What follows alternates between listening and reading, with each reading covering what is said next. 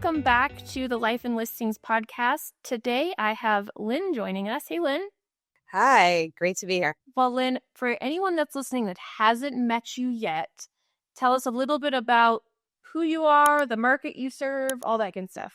Awesome. Well, thank you very much for having me today. I recently joined Compass here in the heart of Manhattan. We focus primarily on the luxury space. A lot of my clients are in the finance world, hedge fund guys, private equity guys, high net worth guys, sports and entertainment. So it's exciting. It's a great job in a great city, and I have the privilege to work with great people. How did you get into that market? Like, were you doing something in luxury before or in finance, or how did you get connected with those type of high net worth individuals? I transitioned into real estate like most everybody else. We all have a life that we had before we jumped into selling real estate. I have a JD. I have an MBA. I ended up working on Wall Street for many years, and I loved Wall Street. It's fun. It's fascinating. It's great people. And then I just got a position in my life where I was ready for my next challenge, and I definitely wanted something more entrepreneurial and, more importantly, something that I owned, something that I got the benefits out of the work that I put in personally. It was really important to me at that point of my career. I didn't want to move up the ranks and have a boss. I was like, I want to drive my own destiny. And like everybody else, I was sitting on my couch, probably watching $1 Million Listing. And I was like, wow, that looks fascinating. I'd love to do it. And that's really how I transitioned here. So my expertise is in finance. That's really where I got my start. And I was able to find the synergy between what I knew and the people that I knew in my network and finance to transition here into the real estate space. Did you start real estate while you were still working in corporate, or did you just like fully cut the cord? Pretty cool turkey. And a lot of people that ask about the transition, the thing that's important to note when you transition from career A to career B is there's things that support your career, your 401k, your health insurance. Those things are really important to give a think to, I found, when I transitioned, because not having a 401k, not having health insurance, those are things that become really critical when you go from working for a proper company to working for yourself and being a real estate agent. So they definitely took time to explore in terms of making that transition and doing it in a way that supported myself and my family. Yeah. I mean, I feel like that's one of the big reasons why people maybe don't make the full transition, or they're scared, right? Because you have all of these perks, but then you realize once you start your own business, it's actually way better. So at what point did you feel like, wow, I did it. I made the big transition. This was the right move. Was it instantly, or did it take like a certain amount of time? There's definitely a learning curve. One of the tricks in real estate, which I find very, very helpful to build your business, is creating a Hot 100 list. I had a list of a Hot 100 of people that I thought that could support me, whether they were attorneys or finance guys or architects or contractors. They were just people that had been in the real estate space for many, many years that I reached out to, I connected with. I took a long time to really work that network. And it probably took around 24 months before I started doing deals with consistency in a way that I felt I was truly a value add to those clients. And I was comfortable that I could have a sustainable career here in real estate. It does not happen out of the gate, at least not for me. Yeah. Tell me a little bit about that Hot 100 list. Like, where does that live? How do you manage it? Like, let's dig into that a little bit. So that list for me are people I knew in the industry or ancillary to the industry, or clients or potential clients that I thought I could connect with, tell them what I was looking to do, and trust that they would help give me support in some capacity. So I really took the time to manage those relationships. I met them for coffees, lunches, cocktails, whatever worked for them, I was there. And to this day, I really maintain those relationships because the people around you, especially in real estate, they're the people that drive your success. This is not a solo sport. Real estate is a team game. Do you set reminders for yourself? Like, how often do you meet with this top 100? Is it just kind of like as it happens? Some organically and some strategically, particularly for people that I knew I needed guidance from in of how do you do a real estate deal? I mean, it was brand new. Even though I do have a law degree, there's so many elements of the real estate space. And there are people that I needed to meet with to really learn, show me how to do a real estate deal. In New York City, we have board packages. How do you do a board package? Who do you call when you need an architect? How do you, there's a lot of moving parts and there's a lot of documentation, a lot of paperwork. So I had connections that really they taught me the game. They're like, here's the rules of the game. This is how it works. And then I had other people that really just took the time to make introductions. Here are people that are looking to buy or sell or invest, or here are developers, get your name out there. And those are relationships to this day that I really value. And again, they don't come overnight. They take a lifetime to develop that network. Yeah, even now that you've got your business rolling, you still can't forget those people that helped you along the way, right? Because those are great contacts. And I'm assuming maybe your top 100 has evolved or changed over time too. Exactly. And those are your people. You'll hear this throughout, I'm sure, every real estate session that you go to. They really emphasize connecting with your people. It works. Whether it's Mother's Day just happened. It was a great opportunity on Sunday to reach out to everyone in your network. They have a mother, they are a mother, they know a mother. Stay connected during holidays, help people celebrate good times. If something unfortunate happens to them, definitely connect, but in a way that's true, that's meaningful, that's helpful, that's authentic. The more you give to other people, it comes back to you in this industry. Mm-hmm.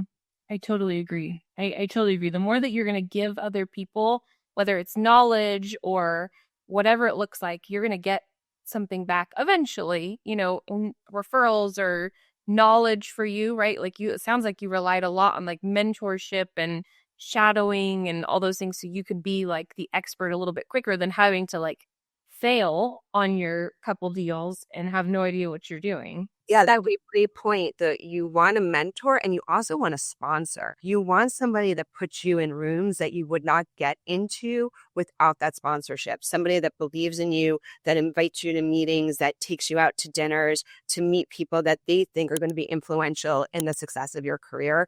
And those people are super valuable. And that's in every industry, whether you're on Wall Street or you're in real estate, those relationships drive the success of your career. How do you find that person? You really have to avail yourself to success. You have to put yourself out there. You have to tell people authentically, here's what I'm looking to do. I'm new to the game. I obviously spent time in school. I did the work. I went to class. I have lots of degrees, but now I'm ready to jump in the game. And, it's like everything else. It's a numbers game. You have to make 10 phone calls to get 5 people to answer, to get 2 people to meet, to get 1 people to support you. And it's like, again, you get a lot of no's. You get a lot of no's before you get a yes. And you have to be resilient and keep your eye on the prize. You know what you need and what you want, and you have to commit to yourself to get it. I love that. So you're saying like to find the right people, you just have to put it out in the world that this is what you need. I need to learn XYZ. I need to be in XYZ room. And eventually someone's going to say, I have access to that knowledge or I have access to that room. Come with me. Absolutely. And the other thing that I'd like to highlight is you can't waste it. When somebody takes you into their universe and takes you into their world and takes time to share their knowledge and their relationships with you and their network with you, you really have to make that an absolute top priority and be fully engaged with them and follow up with everything that they share with you, because that's how you really get the most of that relationship. Love it. So that's how you built your business. So tell us a little bit about where, I know you've got some exciting things happening. Right now we're recording in May, but you've got some exciting things coming up in the next couple of weeks. What have you got going on? I'm thrilled to announce I'm launching a new team here at Compass. It's been a privilege to work with Rob Refkin and his leadership team. We see great success specifically with Compass here in Manhattan and across the United States. So it's a great platform. I'm very excited to launch a team. We're going to be focused on the luxury market, the international market, and I'm bullish on all things to come. That's amazing. What made you decide on a team? What made you make that pivot?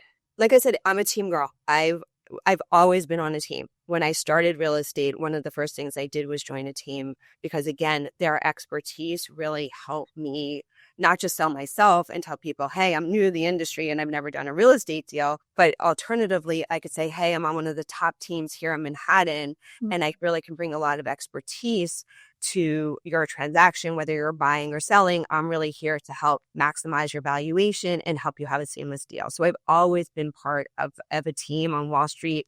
I was part of a trade desk. I sold bonds. We were a team. We sat next to each other. Nobody has doors or windows. Everyone sits next to each other. Our real estate office here in the city when I started was set up very much the same way. So you have a lot of connectivity, a lot of support. And when I came over to Compass, I was lucky to come with a couple other people that I previously worked with. And I really value that. Those relationships, I really think, help personally my success, but they also contribute to the success of my clients. I love it. I love it. Yeah, because especially if you've got so many different things to maneuver in the city and you have a team that you can say, hey, have you ever done a deal in this building?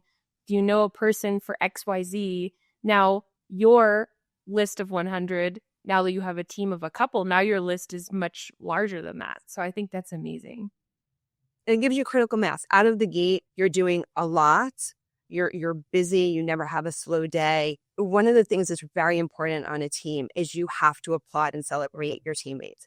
Every day, I don't care if you're playing baseball, every day is not going to be a great day for you personally, but part of being a good team member and especially a good leader, you have to applaud and celebrate the successes of the people around you. If anyone's listening and they want to get started in the luxury market, what would be like your number one tip for them to implement in their business to be successful? Put your body where you think your potential clients could really resonate from. So if it's very basic, but if there's cafes or restaurants or bars or hotels where people go on vacation in your town, in New York City, there are a lot of luxury hotels. There's Four Seasons. Go sit at the bar at the Four Seasons, sit next to somebody, hand out your business card. Say, this is what I do. I sell real estate here in New York City. What do you do? Oh, it's really interesting to learn about you. Put your body physically where you think you'll have that connectivity. And it doesn't matter if it's a gym, a coffee shop, a bar, a hotel, a restaurant. It's like everything else. If you want to meet somebody, you're not meeting anybody on your couch. You've got to jump into the game. That's a good one, right? Because I mean, like earlier, you said it's a numbers game. You need to make X amount of calls to be able to do this many deals. But the most important part is you need the people to be able to even call. So if you're not putting yourself out there and handing out business cards, what are you doing? Okay. It's a lot more. It's a sexy part that you're not seeing on $1 Million Listing.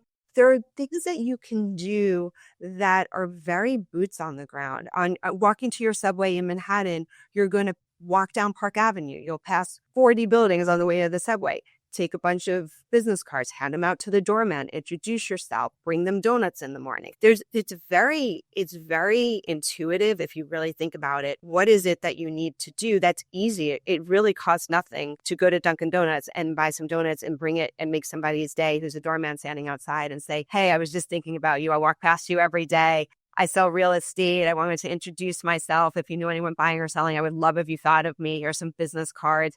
If you, you take care of people, even in a small, thoughtful way, it comes back. And it's very easy to give a think, who in your network can help you, but who outside your network that's very easy to connect with, can you easily get access to?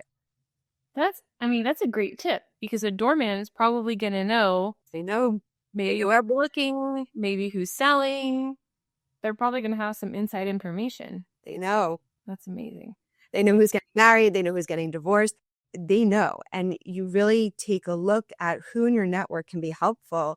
And it's sometimes not the people that are innately who you think. It's not somebody who's necessarily the CEO of a company who you think that they have the secret sauce. It's people all across in every role of the industry that really, if you're good to them, I find really give back and support you and appreciate you. So I really take the time. You don't want to just manage your time up and out, down, left, right, center, sideways. All of that becomes a really valuable network for you. That's a great tip. Okay, as we pivot a little bit and we wrap up today's episode, Lynne, what would you say your superpower is? I like to say I'm the closer. I'm the person when we're in the heat of the battle that we'll get the deal done. And that's what I bring to the game. I will get a deal over the finish line. Were you born with that, or is that something you've developed over time? It's like everything else. It takes a lot of work to become an overnight success. I study negotiations. I went to law school. I got an MBA. I used to cover central banks and sovereign wealth funds on Wall Street and negotiated with very significant financial advisors on a daily basis. It takes a lot of work, a lot of effort. I read about it, I study it, I do it, I refine it. I look to see what I could have done better. I take notes. I was like, oh, I should have said this and not have said that, or I should have said nothing. But particularly in real estate, because we're so transactionally oriented, getting somebody to the finish line, which means physically getting them to that closing table, that really is your superpower in real estate. Yeah, that's a good superpower to have for sure. Well, Lynne, this has been an amazing conversation. There's so many different tidbits in here, whether you're building a team or you're getting into luxury market, or heck, you're just getting started in real estate anywhere in the country. If someone wants to send you a referral or they want to follow what you're doing, where's the best place to send them? It's very easy to find me on Instagram, Lynne Samone Mazin. My cell's on there, my email's on there. I would love to connect. And it was a privilege to be here. Thank you so much for having me today. Perfect. Well, thank you so much. This has been really fun, and we'll talk again soon. Beautiful. Sure.